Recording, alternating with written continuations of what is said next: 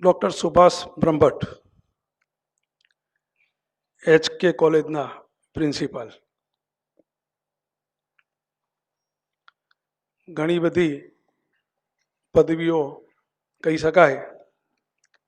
નાટકના કલાકાર, ટીવીના news reader, TV શ્રેણીના કલાકાર અને પછી શિક્ષણમાં ગુજરાત યુનિવર્સિટી, સૌરાષ્ટ્ર યુનિવર્સિટી, ઉત્તર ગુજરાત યુનિવર્સિટી, ઘણી બધી યુનિવર્સિટીમાં બહુ સારી રીતે સેવાઓ આપેલ છે. સ્પેનની ગ્રેનેડા યુનિવર્સિટીમાં ભારતીય કલા અને સ્થાપત્યના નિષ્ણાત પ્રોફેસર તરીકે કામ કરી ચૂક્યા છે અને ભારતીય સંસ્કૃતિ, ઇતિહાસ, પુરાતત્વ વિષયના નિષ્ણાત અધ્યાપક છે. આવો એમને સાંભળીએ. સુભાષ બ્રહ્મભટ્ટ.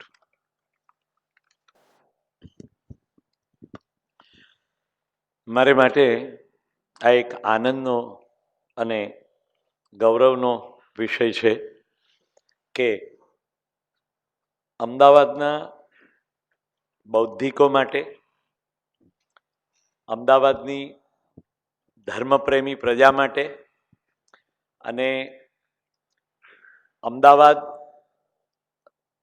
સતત ધબકતું રાખવાનો આ 89મી પર્યુષણ વ્યાખ્યાનમાળાનો પ્રસંગ છે. અમદાવાદમાં ઘણું બધું થયા જ કરતું હોય છે, પણ છમકલા થતા હોય છે, કશું સાતત્યપૂર્ણ નથી થતું. આ એક પ્રવૃત્તિ એવી છે જે સાતત્યપૂર્ણ 79 વર્ષથી ચાલતી આવી છે. એટલે પ્રમોદભાઈને અને અન્ય મિત્રોને જેટલા અભિનંદન આપીએ તેટલા ઓછા છે કે આવું એક સરસ ઉપક્રમ આપણા સૌને માટે એ આટલા વર્ષોથી ચાલતો રહ્યો છે. હું કોલેજમાં ભણતો ત્યારે મને બરાબર યાદ છે કે હું ટાઉન હોલમાં યોજાતી આ પર્યુષણ વ્યાખ્યાનમાળા સાંભળવા જતો હતો. મને એ વખતે ક્યારેય કલ્પના નહોતી કે આમાં મારે ક્યારેક મંચ ઉપર આવવાનો વારો આવશે, પણ હું મારી જાતને એ ધન્ય ગણું છું અને એક ગૌરવની લાગણી આજે અનુભવું છું કે આપ સૌ આપના જેવા પ્રબુદ્ધ વ્યક્તિઓની વચ્ચે આજે મારે મારા વિષયની માંડણી કરવાની છે. આમ સામાન્યપણે અમને વિદ્યાર્થીઓ સમક્ષ બોલવાની આદત હોય છે, એટલે મારે માટે એ બહુ મોટી વાત છે કે વિદ્યાર્થીઓ સમક્ષ બોલવાનું હોય ત્યારે અમે પરીક્ષાલક્ષી ઘણી વાતો કરતા હોઈએ છીએ. આજે માત્ર મારે વિચાર અને જ્ઞાન પ્રેરિત વાત કરવાની છે, એટલે એ બે ભૂમિકાને સમજીને હું મારી વાત 40-45 મિનિટમાં પૂરી કરવાનો પ્રયત્ન કરીશ. કારણ કે મને પ્રમોદભાઈએ કહ્યું છે કે 45 મિનિટથી વધારે બોલતા નહીં. અમને માસ્ટરોને આદત હોય છે કે બેલ ના પડે ને ત્યાં સુધી અમે બોલ કરતા હોઈએ છીએ. એટલે પ્રમોદભાઈને કહું છું કે વધારે લાંબુ થાય તો બેલ પાડી દેજો, એટલે હું બેસી પણ જઈશ. મારે વાત કરવાની છે આજે કે આપણી જે ભારતીય વિચારધારા છે, ભારતીય સમાજ જે છે, એ સમાજમાં બહુ મહત્વનું અને અભિન્ન અંગ સભાનપણે કે અભાનપણે આપણે સૌ જીવતા આવ્યા છીએ. કેટલાક પ્રબુદ્ધો એ વસ્તુને અનુલક્ષીને સભાનપણે એને અનુસરે છે, જ્યારે મારા જેવો અબુધ એ અભાનપણે પણ એ જ પરિસ્થિતિમાંથી પસાર થાય છે, એ જ બાબતોને અનુસરે છે.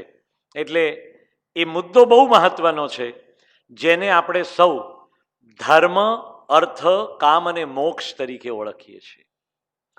તો આપણી સંસ્કૃતિમાં બહુ પાયાની વાત આ છે કે આપણા મનુષ્યો, આપણા લોકો, એ કોઈ પણ ધર્મની વ્યક્તિ હોય, એ ક્રિશ્ચન હોય, જૈન હોય, હિન્દુ હોય, બૌદ્ધ હોય, શીખ હોય કે કન્ફ્યુશિયસ ધર્મમાંથી આવતી હોય, પણ જગતભરની તમામ વ્યક્તિઓ એ આ 4 તત્વોથી બંધાયેલી છે: ધર્મ, અર્થ, કામ અને મોક્ષ. આપણે એને કોઈ નામાભિધાન ન કરીએ ને તો પણ આપણે સૌ એની અંદરથી પસાર થઈએ છીએ. એ સાયકલમાંથી જ પસાર થઈએ છીએ અને એ સિવાય આપણે એની અવગણના કરી શકાય એમ છે જ નહીં, સભાનપણે કે અભાનપણે પણ. કારણ કે આપણા જીવન સાથે એ ઓતપ્રોત છે, વણાઈ ગયેલું તત્વ છે. પણ સૌથી મહત્વની બાબત એ છે કે આપણે સૌ મનુષ્યો છીએ. તમને જાણીને આશ્ચર્ય થશે, હું નથી કહેતો, આ વિજ્ઞાન કહે છે કે આ પૃથ્વી ઉપર સૌથી છેલ્લો કોઈ જીવ આવ્યો હોય ને તો એ મનુષ્યનો જીવ છે. પૃથ્વી પર સૌથી છેલ્લે કોઈ જીવ આવ્યો તો એ મનુષ્ય છે. અને આખી સૃષ્ટિમાં તમે જે કાંઈ અલૌકિકતા જુઓ છો ને, કુદરત પછી જો કોઈએ આ અલૌકિકતાનું સર્જન કર્યું ને તો માત્ર મનુષ્ય કર્યું છે. 1 કરોડ જીવો આવ્યા આ પૃથ્વી પર, એમાં સૌથી છેલ્લો મનુષ્ય આવ્યો છે. અને એણે આ સૃષ્ટિને કેવી બનાવી છે, ક્યાંક એણે જબરજસ્ત સર્જન કર્યું છે તો ક્યાંક એણે જબરજસ્ત સંહાર પણ કર્યો છે. કુદરતથી અતિક્રમી નથી શક્યો મનુષ્ય, પણ એટલું ચોક્કસ છે કે મને ને તમને જીવવું વહાલું લાગે ને એવું તો કમસે કમ મનુષ્ય કર્યું જ છે આ પૃથ્વી પર. અને માટે જ આપણે સૌ પ્રેમથી, સુખે, શાંતિથી જીવી શકીએ છીએ. કારણ કે આપણા જ પૂર્વજોએ આપણે માટે જે વિચાર ઊભો કર્યો છે ને, એ વિચાર આજે પણ અવિરત વયા કરે છે. અને બહુ જ સાચું તમને કહું, કોઈ પણ સંસ્કૃતિનો પ્રાણ એ વિચાર હોય છે. કોઈ પણ સંસ્કૃતિ ટકી શકે છે ને તો એના મૂળમાં સંસ્કૃતિ રહેલી છે. એટલે કોઈ પણ સંસ્કૃતિનો પ્રાણ, અંગ્રેજીમાં કહીએ ને કે thought is an important tool of culture. હું ને તમે કપડાં પહેરીએ છીએ, પણ એક સમય એવો હતો કે મનુષ્ય કપડા વિના જીવતો હતો. ગઈકાલ સુધી ગુફામાં રહેતો માણસ એ આજે 100 માળના એમ્પાયર સ્ટેટ બિલ્ડિંગમાં રહે છે. તમે વિચાર કરો કેટલા વર્ષમાં એણે આ પ્રગતિ કરી છે. પ્રમોદભાઈ, વિજ્ઞાન એવું કહે છે કે 50 લાખ વર્ષ એવા ગયા કે જ્યારે માણસ માત્ર ગુફામાં જ રહેતો હતો. 50 લાખ વર્ષ. અને તમે આજે પ્રગતિ જુઓ છો ને, ગુફાથી એમ્પાયર સ્ટેટ બિલ્ડિંગ સુધીની, એ છેલ્લા 5000 વર્ષની જ પ્રગતિ છે. Last 5000 years. તો બાકીના આટલા બધા વર્ષો મનુષ્ય શું કર્યું? તો કે છે કે વિચાર કરવામાં જ સમય ગાળ્યો છે માણસે. એટલે કે વિચારનું બીજ એની અંદર ઉગતા ઉગતા ઉગતા મોટું વટવૃક્ષ થયું. એ પ્રક્રિયાને સમજતા માણસને 50 લાખ વર્ષ થયા. અને આ 50 લાખ વર્ષ પછી છેલ્લા 5000 વર્ષમાં જે આવ્યું છે ને, એને આપણે સંસ્કૃતિ કહીએ છીએ, એને આપણે સભ્યતા કહીએ છીએ. તો કોઈ પણ સભ્યતા કે કોઈ પણ સંસ્કૃતિમાં કશુંક ટકી રહે છે અથવા તો કશુંક શાશ્વત છે ને, એ માત્ર વિચાર છે, વસ્તુ નથી. વસ્તુ તો બદલાય છે, સ્વરૂપ બદલાયા કરે છે, પણ જે ટકી રહે છે, જે લાંબો સમય મનુષ્યના મનોજગત ઉપર રાજ કરે છે ને, એ વિચાર છે. ગાંધી આપણી વચ્ચે નથી આજે, બરોબર? ટકી રહ્યો છે ને આપણી વચ્ચે, હજુ એની વાત કરવી પડે છે ને. કૃષ્ણ નથી આપણી વચ્ચે, હશે તો આપણને દેખાતો નથી, પણ એણે કહ્યું યતો ધર્મ સ્તતો જય. આ વિચાર એણે જે આપ્યો ને, એ ટકી રહ્યો છે ને. તો જે શાશ્વત છે, જે ટકી રહે છે, એ વિચાર છે. અને વિચાર એ સંસ્કૃતિનું બીજ છે.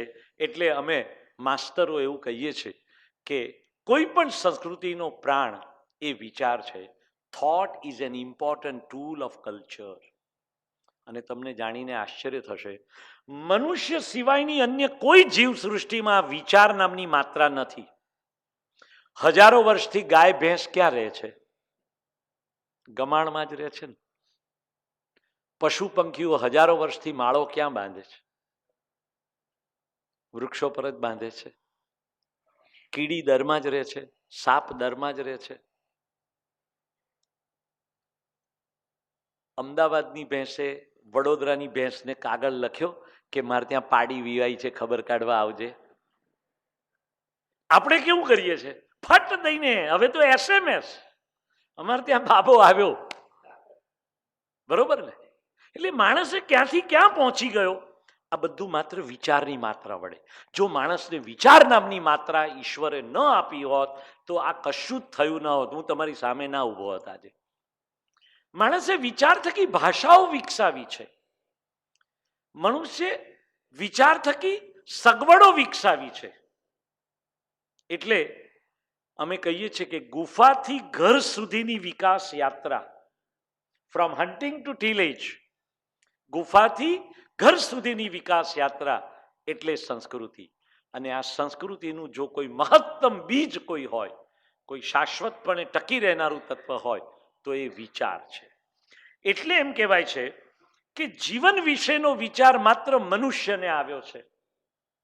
મનુષ્ય સિવાયની અન્ય જીવ સૃષ્ટિને આ વિચાર આવ્યો નથી.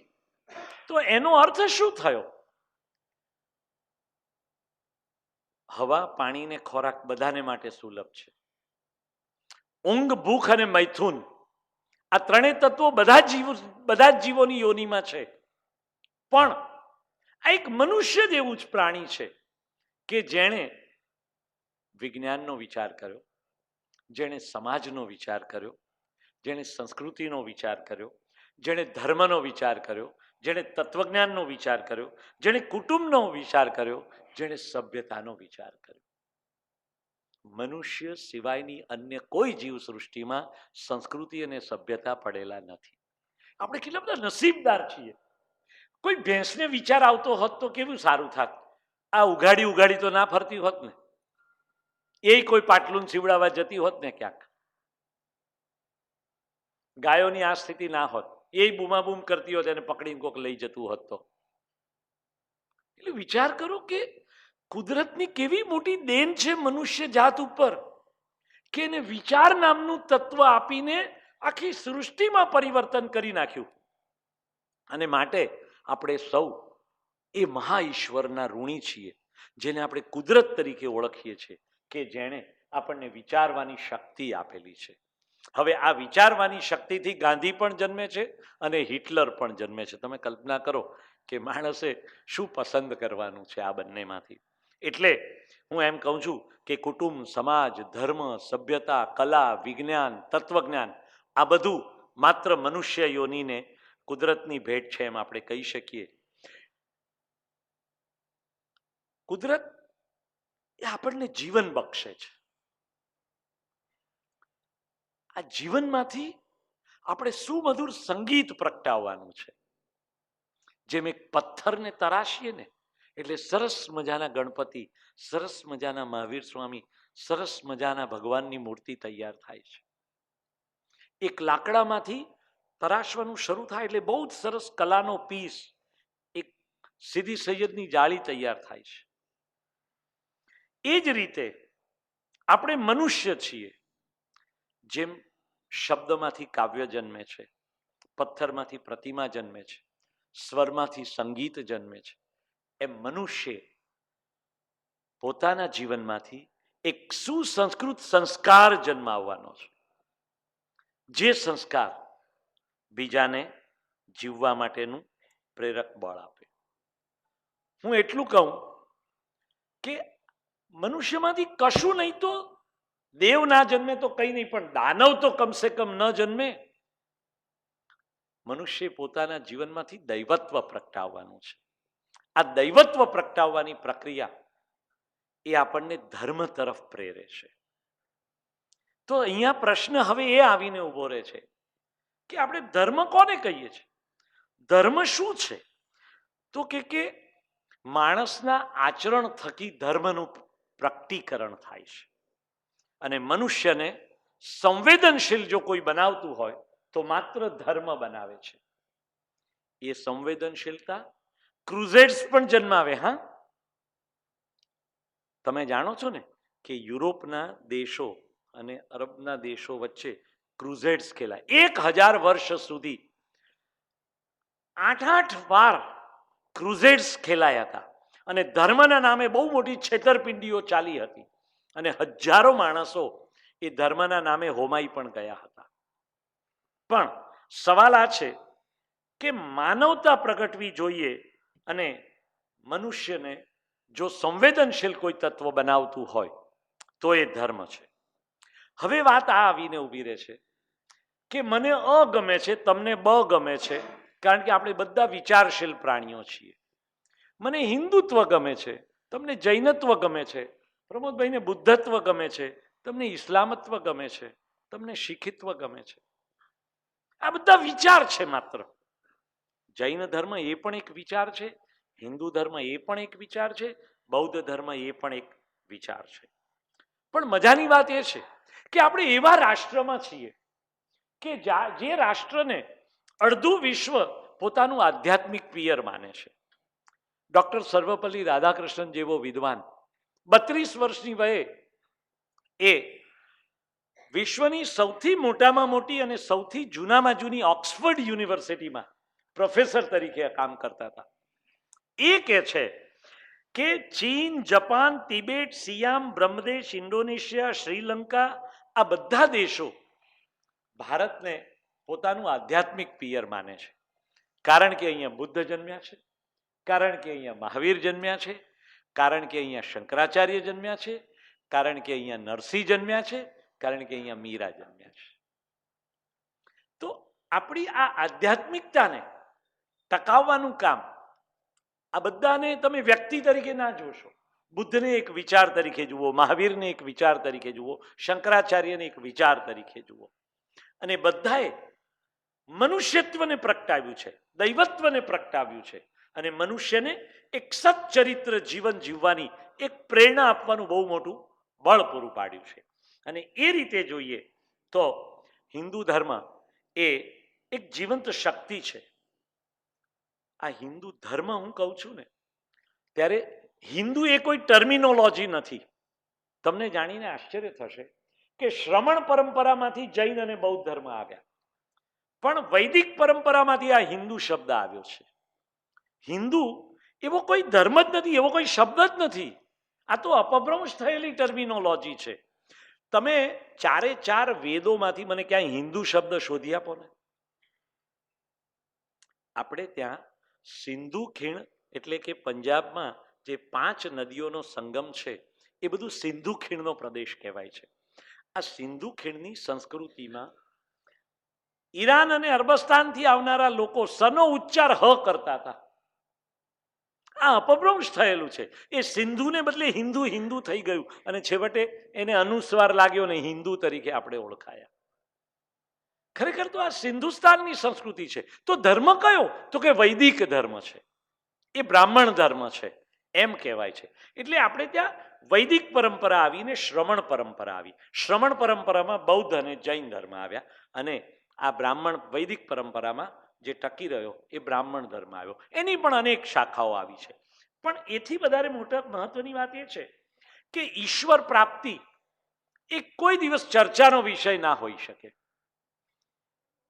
ઈશ્વર પ્રાપ્તિ એ સ્વાનુભવનો વિષય છે અને માટે જ એ તાર્કિક વિચારસરણી નથી, અપરોક્ષ રીતે બ્રહ્મનો અનુભવ કરવાનો છે અને આત્મ સાક્ષાત્કાર એ ઈશ્વર પ્રાપ્તિ છે. અને માટે જ કોઈ એક લક્ષણમાં એને બાંધી શકાય નહીં. ધર્મને કોઈ એક લક્ષણમાં આપણે ક્યારેય બાંધી શકતા નથી. એટલે કોઈ જૈન હોય એ શુદ્ધ અહિંસાને અનુસરતું હોય, કોઈ બૌદ્ધ હોય એ મધ્યમ માર્ગને અનુસરતું હોય, કે કોઈ હિન્દુ ધર્મવાદી હોય કે જે ચારવાક દર્શનને પણ માને અને અદ્વૈતવાદને પણ માને.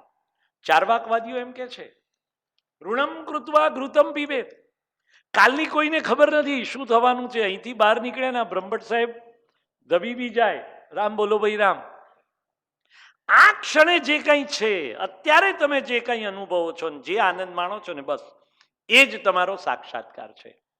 એટલે દેવું કરીને ઘી પીવું એવું ચારવાકવાદીઓ માને છે. પણ હિન્દુ ધર્મ એ એટલો બધો વિશાળ અને બધી જ વિચારસરણીઓને સ્વીકારનારો છે એટલે એ ચર્ચાનો વિષય નથી. માટે હું કહું છું એ સ્વાનુભવનો વિષય છે. પરંતુ એક વાત ચોક્કસ છે કે જે ધર્મમાં કર્મકાંડ વધી જાય છે, ઉપાસના વિધિ વધી જાય છે, ત્યાં ફિરકાઓ પડ્યા વિના રહેતા નથી. મૂળ તત્વ તો એના તાત્વિક વિચારો છે અને જ્યાં સુધી એ તાત્વિક વિચારો ટકી રહે છે ત્યાં સુધી ધર્મ એ પ્રજાના માનસ પટલ પર રાજ કરે છે.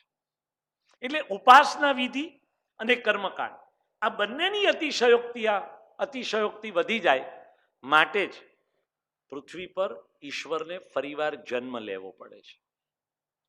એ મહાવીર સ્વરૂપે ક્યારેક આવે છે, એ બુદ્ધ સ્વરૂપે ક્યારેક આવે છે, તો એ ક્યારેક કૃષ્ણ સ્વરૂપે આવે છે. એટલે આ ફિરકાઓ વધી ન જાય એનું આપણે બરોબર ધ્યાન રાખવું જોઈએ. વળગી રહેવાનું છે વિધિને નહીં, કર્મકાંડને નહીં, ક્રિયાને નહીં, એના તાત્વિક વિચારને વળગી રહેવાનું છે. અને તાત્વિક વિચારો હંમેશા શુદ્ધ હોય છે અને એ જ હંમેશા શાશ્વત છે, એ જ જગત ઉપર રાજ કરતા હોય છે. એટલે ધર્મ એ ઈશ્વરની નજીક જઈને આત્મ સાક્ષાત્કાર કરવાનો વિષય છે, એ કોઈ ચર્ચાનો વિષય નથી. પણ એક વાત ચોક્કસ છે કે જગતના બધા જ ધર્મોએ જે વાત કરી છે એ છે સત્યમ વદ ધર્મમ ચર. ધર્મ એટલે શું? તો કે સદાચાર. આપણામાંથી માનવતા પ્રગટે ને એ ધર્મ કહેવાય અને આપણને અસત્યથી દૂર લઈ જાય અને સત્યની નજીક લઈ જાય એ ધર્મ છે. એટલે જ આ હિન્દુ શાસ્ત્ર ગ્રંથોમાં આ કોટ કરેલા વિધાનો છે સત્યમ વદ ધર્મમ ચર અને યતો ધર્મ તતો જય. જ્યાં ધર્મ છે, જ્યાં સદાચાર છે, જ્યાં પ્રામાણિકતા છે, જ્યાં નિષ્ઠા છે, જ્યાં પ્રેમ છે, ત્યાં જ હંમેશા ધર્મનો વિજય હોય છે. અને માટે જ તમે જુઓ, એ રામાયણ લઈ લો, મહાભારત લો કે આજના ચલચિત્રો લઈ લો, વિલનો કોઈ દિવસ જીતે ખરા? બધે જ વિલનોએ માર ખાવો પડે ને. એ રાવણ હોય કે દુર્યોધન હોય કે આપણા હિન્દી ચલચિત્રોનો પ્રાણ નામનો નાયક હોય, આ બધા જ વિલનો એ છેવટે હારે છે, એમના પરાજય થાય છે. કારણ આપણે ત્યાં શાસ્ત્રોનો ઇમ્પેક્ટ તો તમે જુઓ આપણા બધાની વર્તણૂકો ઉપર, કે જેમનામાં દુષ્ટ વૃત્તિઓ પડેલી છે એ દુષ્ટ વૃત્તિઓનું હનન થવું જ જોઈએ અને જેમનામાં સદવર્તન છે, સદભાવ છે, એનો હંમેશા વિજય થવો જોઈએ. માટે તો ન્યાયાલયો આવે, માટે તો ન્યાય પ્રથા આવી છે. એટલે યતો ધર્મ તતો જય. આ ધર્મ એટલે શું? તો કે સત્યની ઉપાસના. સાત્ય જે હોય તે, પછી એ જૈન ધર્મનો સત્ય હોય, બૌદ્ધ ધર્મનું સત્ય હોય કે હિન્દુ ધર્મનું સત્ય હોય, પણ સત્ય હંમેશા સાત્વત છે. આ બધા જ ધર્મો આપણને શું કહે છે? તો કહે છે કે જીવન એ ખાઈ પીને માત્ર મોજ મજા કરવાનું સાધન નથી, એક કર્તવ્યોની ઉપાસના છે. ક્યારેક એક વિદ્યાર્થી તરીકેનું મારું કર્તવ્ય, ક્યારેક એક શિક્ષક તરીકેનું મારું કર્તવ્ય, ક્યારેક એક પિતા તરીકેનું મારું કર્તવ્ય, ક્યારેક એક પિતા તરીકેનું કર્તવ્ય, ક્યારેક એક પુત્ર તરીકેનું કર્તવ્ય, ક્યારેક એક દાદાનું કર્તવ્ય, ક્યારેક એક દાદીનું કર્તવ્ય. આ બધા આપણા કર્તવ્યો છે. આપણી આ જે સગાઈવાચક સંજ્ઞાઓ છે ને, કાકા, મામા, મામી, દાદા, દાદી, પપ્પા, મમ્મી, આ બધી સગાઈવાચક સંજ્ઞાઓ છે. પણ આ સંજ્ઞાઓ શું છે? આપણી જવાબદારીઓ છે, આપણા કર્તવ્યો છે. અને માટે આપણે માટે સૌથી જો કોઈ મહત્વનું હોય તો એ કર્તવ્ય છે. કર્તવ્ય વિનાનું કોઈ જીવન હોઈ શકે ખરું? તો આપણામાં ને પેલી ભેંસમાં કોઈ ફરક ના પડે.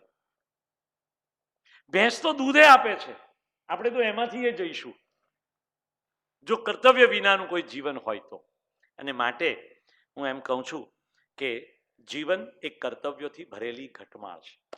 આ કર્તવ્યોથી ભરેલી ઘટમાળને સુવ્યવસ્થિત રીતે ઢાળવાનો પ્રયત્ન હિન્દુ ધર્મમાં 5 તત્વો દ્વારા કરવામાં આવેલો છે. આ 5 ધર્મો કયા છે? તો કે છે કે પંચ મહાયજ્ઞ, નંબર 2 સંસ્કાર, ત્રીજું વર્ણાશ્રમ વ્યવસ્થા, ચોથું કર્મ અને પુનર્જન્મ, અને પાંચમું એ આ 4 પુરુષાર્થ છે. બહુ મહત્વના છે. તો પંચ સંસ્કાર મહાયજ્ઞ એટલે શું? તો કે છે કે દેવયજ્ઞ, ભૂતયજ્ઞ, પિતૃયજ્ઞ, બ્રહ્મયજ્ઞ અને મનુષ્ય યજ્ઞ. પિતૃયજ્ઞ એટલે શું? તો કે છે કે આપણને પરાપૂર્વથી જેમનો વારસો મળ્યો છે, જેમના થકી આપણે આ પૃથ્વી પર આવ્યા છીએ, એ તમામ પિતૃઓ, કેટલાકને તો આપણે ઓળખતા પણ નથી, પણ એમના બીજ થકી આપણા પૂર્વજો આવ્યા, એ પૂર્વજો થકી આપણે આવ્યા. તો એ બધા જ દેવો ના સંસ્કારોને આપણે યાદ રાખીને એનું અનુશીલન કરવું જોઈએ, એનું અનુપાલન કરવું જોઈએ.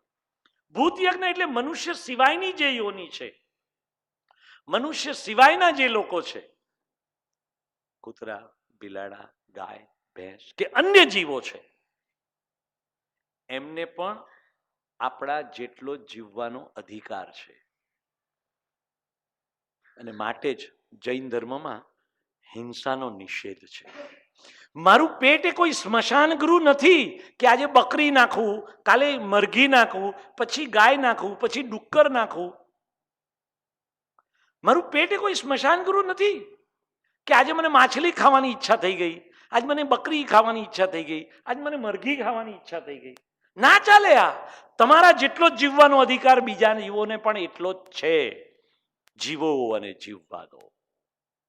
આ જૈન ધર્મની વિભાવના કેટલી મોટી છે.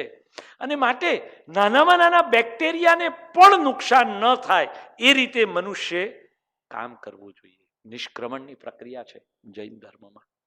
અને માટે એ ભૂત યજ્ઞ, પિતૃયજ્ઞ, ત્યાર પછી બ્રહ્મયજ્ઞ એટલે જ્ઞાનની ઉપાસના છે.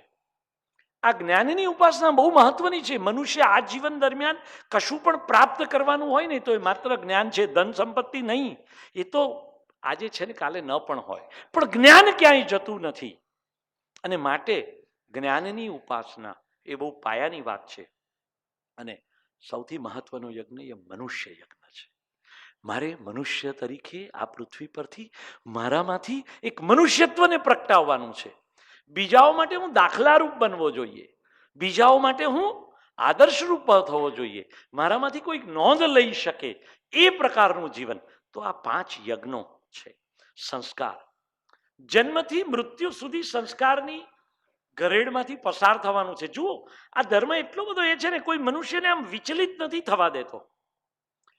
એ જન્મ ધારણ કરવાનો હોય ને ત્યારથી એ સંસ્કારના બીજમાં પ્રવેશે છે. અને છેક મૃત્યુ સુધી અંત્યેષ્ટિનો સંસ્કાર થાય ને ત્યાં સુધી જુદી જુદી સંસ્કારની પરંપરામાં 16 સંસ્કારોનું વર્ણન કરવામાં આવ્યું છે. અને એ બધા જ સંસ્કારો યેન કેન પ્રકારે આપણે એનું અનુશીલન કરતા રહીએ છીએ. વર્ણાશ્રમ વ્યવસ્થા, શ્રમ કરવાનો છે. આ જીવન શ્રમ વેંઢારવાનો છે. જે શ્રમ કરે છે ને એ જ દ્રઢીભૂત થાય છે. અને આ જે શ્રમ છે એ 4 આશ્રમો તરીકે, બ્રાહ્મણ, ક્ષત્રિય, વૈશ્ય અને શૂદ્ર એ તો કર્તવ્યો છે. એ કોઈ જાતિ નથી. સમાજને જુદા જુદા 4 ભાગમાં વહેંચીને કામને વિભાજિત કરવામાં આવ્યું છે. આજે પણ તમે સ્વીકારો કે ન સ્વીકારો, આ કામના ડિવિઝનો થયેલા છે. અને કામના ડિવિઝનો પ્રમાણે પરાપૂર્વથી ચાલી આવેલી પરંપરામાં આપણે જીવીએ છીએ. શિક્ષકનો દીકરો શિક્ષક થવાનું પસંદ કરે, લુહારનો દીકરો એના લુહારના વ્યવસાયમાં જવાનું પસંદ કરે, સોનીનો દીકરો સોનીના વ્યવસાયમાં જવાનું પસંદ કરે. એ સહજ છે. પરાપૂર્વથી બાપ દાદાથી ચાલી આવતા વ્યવસાયમાં સંતાનો જાય એ સહજ છે. તો આ 4 વર્ણ એ આપણી વ્યવસ્થા તંત્ર છે, એ જાતિ નથી. મનુષ્યની પોતાના સ્વભાવ, પોતાના વિચાર અને એની શારીરિક ક્ષમતાને આધારે સમાજનું કરેલું એ વિભાજન છે. હવે આ 4 આશ્રમો ને જો જોડવા હોય તો 4 પુરુષાર્થો સાથે જોડેલા છે: ધર્મ, અર્થ, કામ અને મોક્ષ. એની વિશદ ચર્ચા હું કરીશ. છેલ્લો મહત્વનો છે કર્મ અને પુનર્જન્મ. ત્રણેય ધર્મો, જૈન, બૌદ્ધ કે હિન્દુ, એ કર્મ અને પુનર્જન્મની થિયરીમાં માને જ છે. ત્રણેય સ્વીકાર્યું છે. પરંતુ બહુ મહત્વની વાત છે જૈન ધર્મ જે કહે છે તે કે માણસનું જે કામ બીજાને કે પોતાને હિતકર ન હોય અથવા જે કામ કરતા શરમ આવે તેવું કામ કોઈએ કદી કરવું જોઈએ નહીં. આપણે બીજાનું અપમાન કરી દઈએ છીએ ફટ દઈને, બીજાને 2 વાત સંભળાવી દઈએ છીએ, પણ એ જ સાદ વાત સમજાવે છે ને તમને કે સામે તમે ઊભા રહી જાઓ અને એ જ તમને સામે મળે તો શું લાગે? તમને કેવું લાગે? દરેકના દ્રષ્ટિકોણથી એ પદાર્થની સાઈઝ, એનો આકાર બદલાઈ જાય છે. અને માટે જે તમને નથી ગમતું એ બીજાને પણ ન જ ગમે. માટે બીજાને માટે હિતકર ન હોય એવું આપણાથી થાય નહીં. આ ત્રણેય ધર્મો એ આ વાત બહુ સહજ રીતે સમજાવે છે. એટલે કર્મના આધારે જીવનની જે ગતિ નક્કી થાય છે એમાં એમ કહેવાય છે સંચિત કર્મો, પ્રારબ્ધ કર્મ અને ક્રિયમાણ કર્મ. સંચિત કર્મો એટલે આપણા પૂર્વજન્મના કર્મો છે જે આપણે લઈને જન્મીએ છીએ, અને પ્રારબ્ધ કર્મ એટલે આપણને નસીબમાં મળેલા છે, અને ક્રિયમાણ કર્મ એટલે આ જન્મે જે કર્મો કરીએ છીએ એનું ફળ પાછું આવતા જન્મે ક્યાંક ભોગવવાનું આવશે. અને માટે મનુષ્ય બહુ સમજપૂર્વક શિસ્તબદ્ધ રીતે જીવન જીવવાનું છે કે જેથી પૂર્વજન્મમાં કરેલા કર્મો આ જન્મે પૂરા કરવાના છે, આ જન્મના કર્મોને અહીંને અહીં જ ભોગવવાના છે, અને નવા એકેય વળગણો એવા ન વળે કે જે આવતા જન્મે પાછા ભોગવવા માટે ફરી આવવું પડે. એટલે આલોક અને પુનર્જન્મ, એમ સ્વર્ગ કે નર્ક, અને આ બધાથી પર એને આપણે મોક્ષ તરીકે ઓળખીએ છીએ. એટલે આપણે ત્યાં છે ને ધર્મ એ બહુ મહત્વની બાબત છે. તમે જુઓ તો આમ છે ને આ ધર્મ એ માત્ર વિચાર છે, ક્રિયા નથી કોઈ. આ વિચારે આપણને કેટલા બધા ટકાવી રાખ્યા છે અત્યાર સુધી. એટલે હું ઘણીવાર વિજ્ઞાન અને ધર્મને બહુ પેરેલલ જોઉં છું.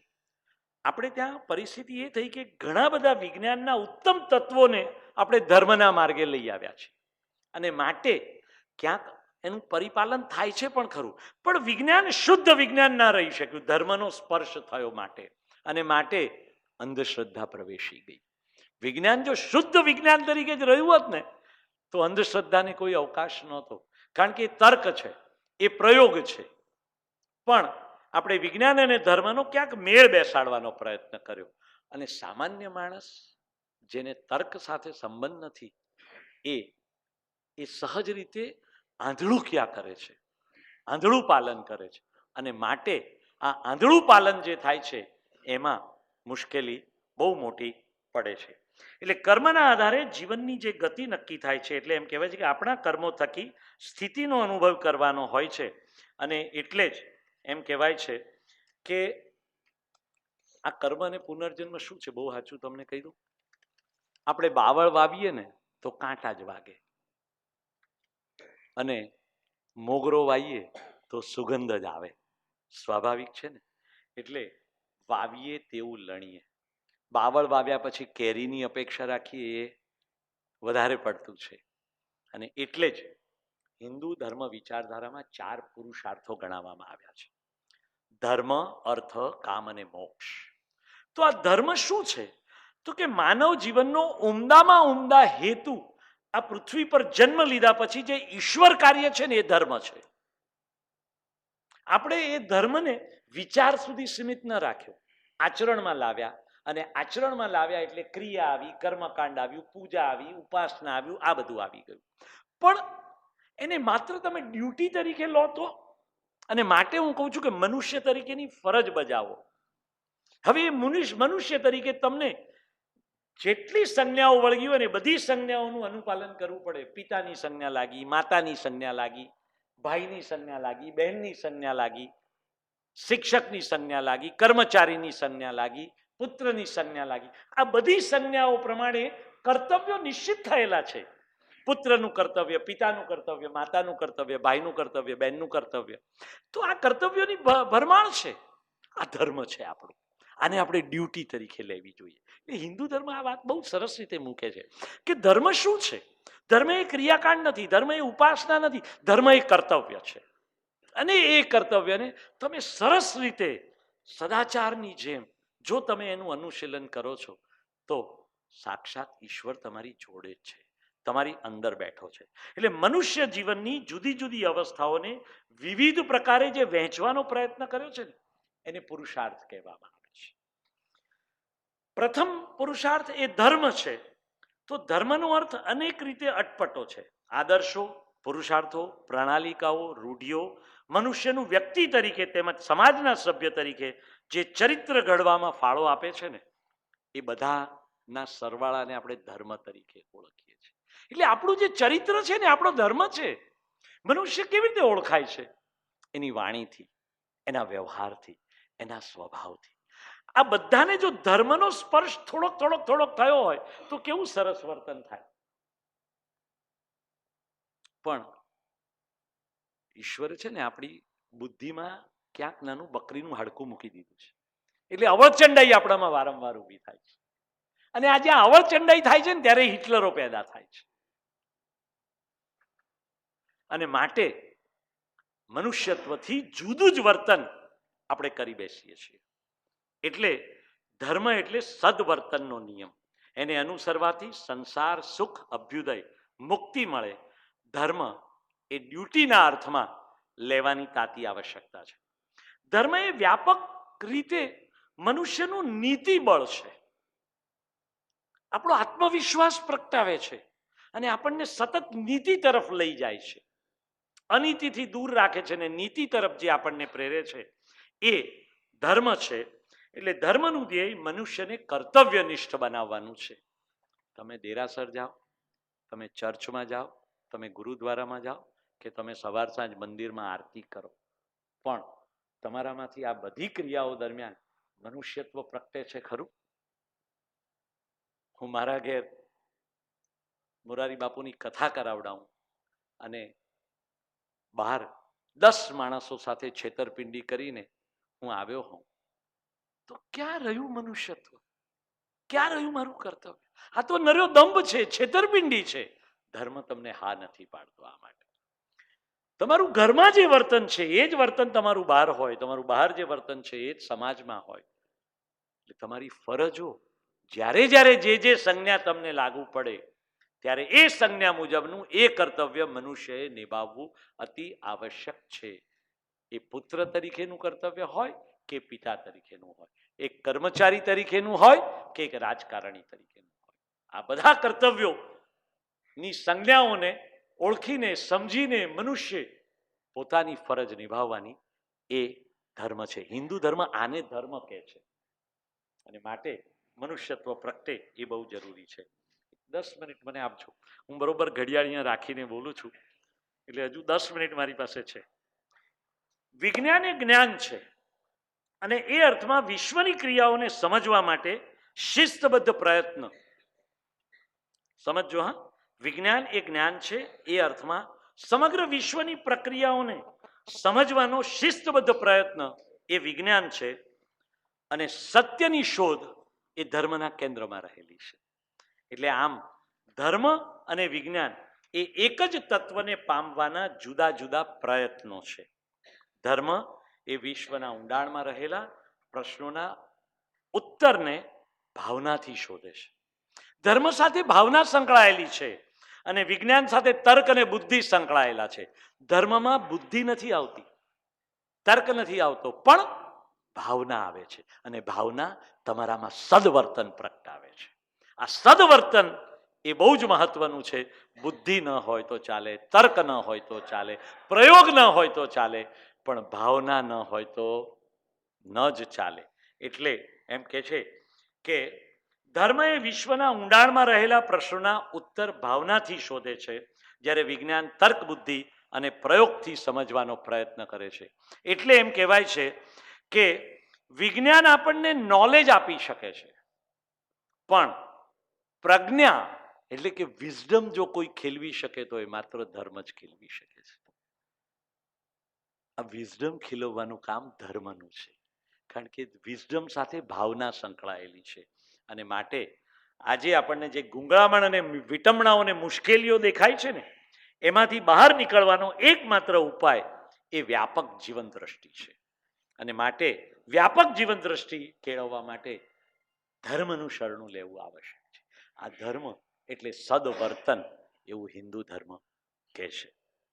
બીજો પુરુષાર્થ એને અર્થ કહીએ છે. જગતનો કોઈ મનુષ્ય એવો ન હોય કે જેને અર્થ વિના ચાલી શકે. એ પૃથ્વી પર જન્મ્યો તો મૃત્યુ પર્યંત એ અર્થથી વિમુખ નથી રહી શકતો, કારણ કે જેની પાસે સંપત્તિ નથી, જેની પાસે ધન નથી, જેની પાસે ગમે તેટલી બુદ્ધિ હોય ને તો પણ એ ભિખારીનો ભિખારી જ છે. અને જે ભિખારી છે ને એ સમાજમાં આદર નથી પામતો. હા, પોતાની પાસે બધું જ હોય ને છતાં ત્યાગ કરે ને એ મહાવીર કહેવાય. એટલે એની એ પરિસ્થિતિ તદ્દન જુદી છે. પણ જેની પાસે ધન નથી એ સમાજમાં ક્યાંય સ્થાન પામી શકતો જ નથી. અને માટે એ અધનિકથી લોકો દૂર ભાગતા હોય છે. આ હમણાં ક્યાંક ઉધાર માગશે આપણી પાસે, આયા આને જટ રવાના કરો, ચા પીવડાવો હોય તો પીવાડી લો, જમાડવાનો હોય તો જમાડી લો, પણ આને રવાના કરો. કેમ? એ હમણાં કંઈક માગશે ને આપણે પછી કેટલી વાર આપશું. આ પરિસ્થિતિ થાય છે. એટલે આ બીજો પુરુષાર્થ એ અર્થ છે, પરંતુ પરિસ્થિતિ એ છે કે સંગ્રહખોરી, કાળા બજાર અને લાંચ રૂશ્વત પ્રવેશી ગયા છે આ પુરુષાર્થમાં. એટલે ધર્મ એ કહે છે કે મારું શરણું લે, સદવર્તનથી તું જો કંઈક ધન કમાઈશ ને તો એ આદર પાત્ર બનશે. અને માટે જે સદવર્તન થકી, સદવ્યવહાર થકી જે ધન પ્રાપ્ત કરે છે એ જ સાચો અર્થ પુરુષાર્થ છે. એટલે સંપત્તિ, ધન અને ઐશ્વર્ય પ્રાપ્ત કરવાનો બીજો પુરુષાર્થ, એને આપણે અર્થ કહીએ છીએ. અને ધર્મના માર્ગે અર્થની પ્રાપ્તિ થવી જોઈએ.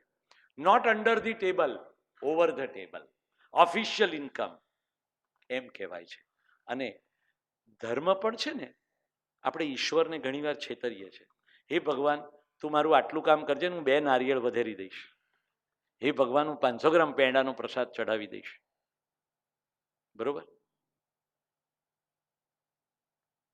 આ તો ઈશ્વર સાથેની છેતરપિંડી છે. તને યોગ્ય લાગે તો મને મદદ કરજે, બાકી મેં પુરુષાર્થ પૂરતો કર્યો છે. આવું ઈશ્વરને કહીએ ને ત્યારે એને ચેલેન્જ લાગે કે વાહ, આને મદદ કરવા જેવી એમ દેખાય. તો કહેવાનો મતલબ આ છે કે ધર્મના માર્ગે અર્થ પ્રાપ્તિનું ખૂબ મહત્વ છે. જે સત્કર્મથી અર્થની પ્રાપ્તિ કરે છે અને સત્કાર્યોમાં તેનો વ્યય કરે છે એ જ વ્યક્તિ અર્થ પ્રાપ્તિનો અધિકારી છે. ઈશ્વર એને જ આપે છે હંમેશા. સંસારનો પ્રત્યેક મનુષ્ય અર્થનો દાસ છે, પણ અર્થ કોઈનો દાસ નથી, એટલું યાદ રાખજો. આજે છે ને કાલે નથી. એટલે એને સાચવીને, સમજીને, વિચારીને વાપરવો પડે. અન્યાય, કપટ, અનીતિ કે લૂંટ, આ દુષ્કર્મોથી મેળવેલું ધન એ અશુદ્ધ કહેવાય. અને એ અશુદ્ધતા સાથે હિન્દુ ધર્મ મંજૂરી આપતો નથી. એટલે અર્થની ઉપાસના એ ધર્મના માર્ગે થવી જોઈએ, શુદ્ધ માર્ગે થવી જોઈએ, સદવર્તનથી થવી જોઈએ, સદવ્યવહારથી થવી જોઈએ. ત્રીજો પુરુષાર્થ એને કામ કહીએ છીએ. કામ એટલે ઈચ્છા. ધર્મ, અર્થ, કામ. આ કામ શું છે? તો કે કોઈ મનુષ્ય, કોઈ જીવ એવો ઈચ્છા વિનાનો હોઈ જ ન શકે. ભગવાન બુદ્ધ એમ કે છે કે ઈચ્છાનો લોપ કરો, ઈચ્છાનું નિર્મૂલન કરો, એવું ભગવાન બુદ્ધ કહે છે. પણ ઈચ્છાનું નિર્મૂલન કરવું એ પણ ઈચ્છા છે ને, એનાથી મુક્ત કેવી રીતે થઈ શકાય? એટલે કહેવાનો મતલબ એ છે કે કામ એ મનુષ્યની માનસિક શક્તિ છે. It's a power of energy. અને એ મનુષ્યનું ચાલક બળ છે. કામ્યતે ઇતિ કામઃ. વ્યુત્પત્તિ અનુસાર વિષય અને ઇન્દ્રિયોના સંપર્કથી થતો માનસિક તેજસિક આનંદ એ કામ છે. 5 ઇન્દ્રિયો થકી એ જન્મે છે. ચક્ષુ, તો કે સુંદરતાને જોવાનો આનંદ મળે છે, આ એક ઇન્દ્રિય આપણી.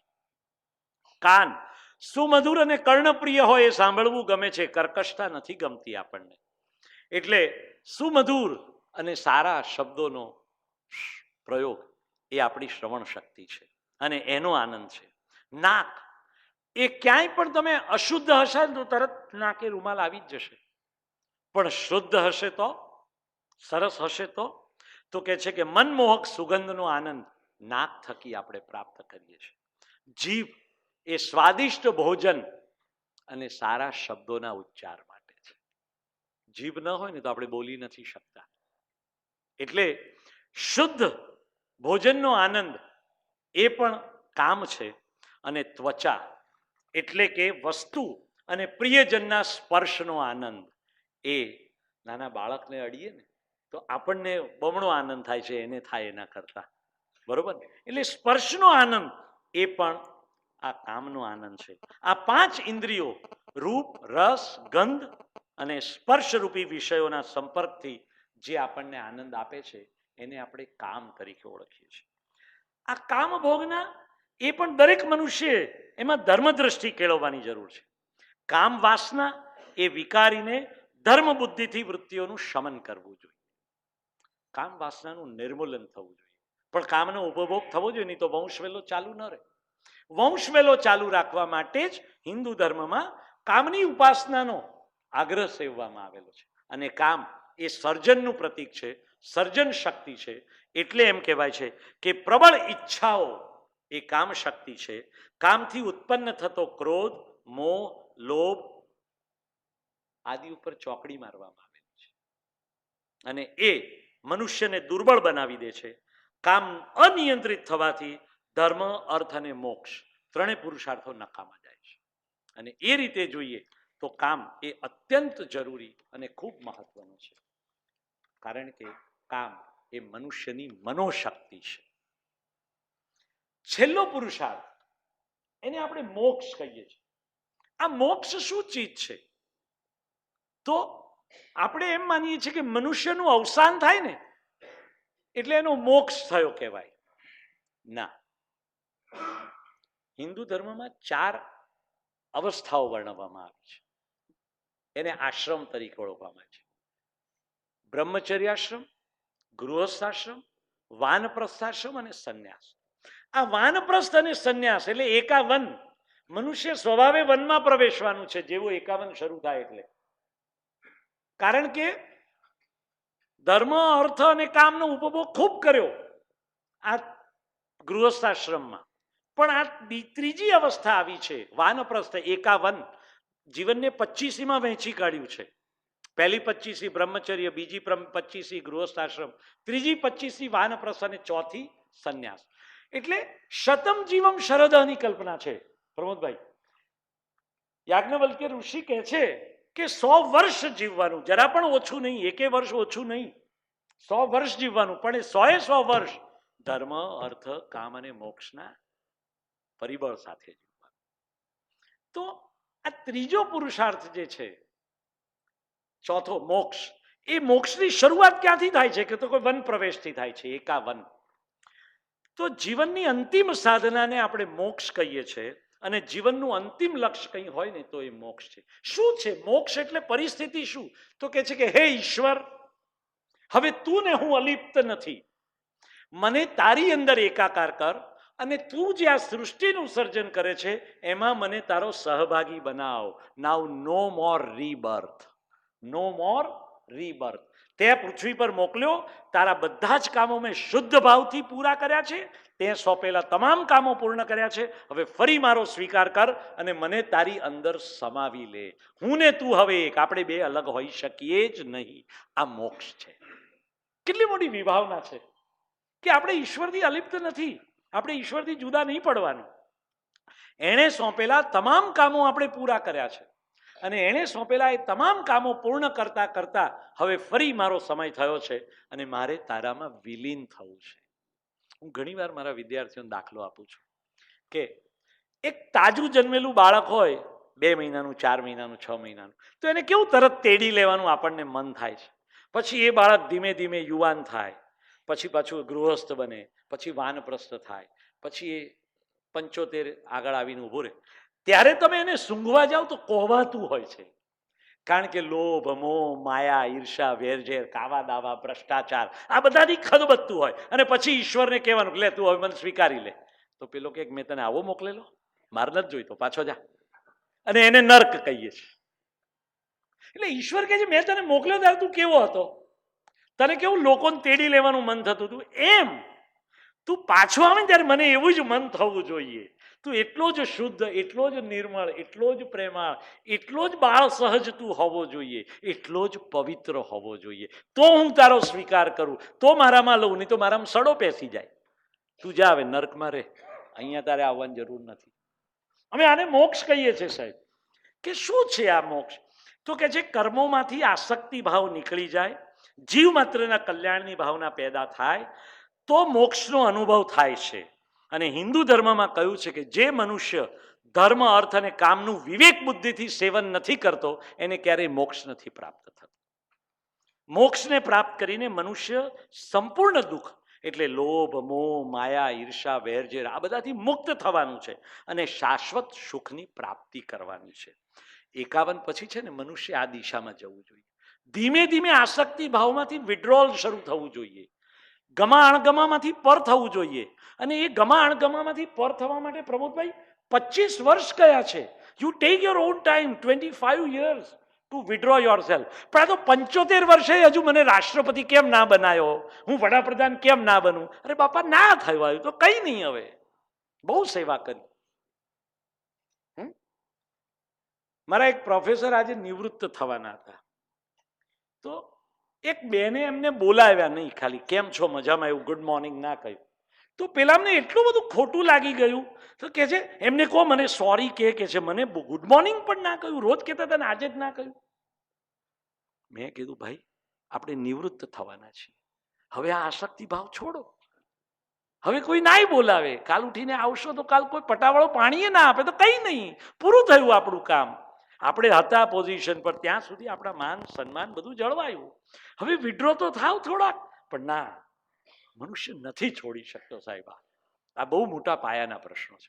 ઘરમાં નવી વહુ આવે ને તો સાસુને એમ થાય કે મારું પોઝિશન ડગમગી ગયું છે. નથી, આ આસક્તિ ભાવમાંથી છૂટી નથી શકાતું. હું કરું એ જ અજ્ઞાનતા, શકટનો ભાર જેમ શ્વાન તાણે. મોક્ષ આ કે છે કે મુક્ત થાવ ને આ બધાથી, છોડો હવે. અને ઈશ્વર તો કે છે ભાઈ તું હવે મારું શરણું શોધ ને. આ તે બહુ 75 વર્ષ સુધી બહુ કર્યું, પણ હવે 75 થી 100 દરમિયાન તું હવે મારા શરણે આવી જા. આપણે બે એક થઈએ એવું કંઈક કરતું. શુદ્ધ થવાનો પ્રયત્ન કરવાનો છે. આ શુદ્ધતા એ મનથી ઊભી થાય છે, આપણા સ્વભાવથી ઊભી થાય છે, આપણી કેળવણીથી ઊભી થાય છે. અને માટે મોક્ષ પ્રાપ્ત કરવા માટે કામનાઓનો ત્યાગ, સમસ્ત વાસનાઓનું નિર્મૂલન, અને જે હૃદયની ગ્રંથિઓ ખુલતી નથી ને એ હૃદય નિર્મળ થવું જોઈએ, નહીં તો મોક્ષ ક્યારેય ન મળે. મન, વચન અને કર્મથી કોઈ અનિષ્ટ ન થાય અને કોઈ અનિષ્ટનો વિચાર પણ ન આવે, એને મોક્ષ કહેવાય. અને માટે પરમાત્મામાં લીન થાવ ત્યારે મોક્ષ પ્રાપ્તિ થાય છે.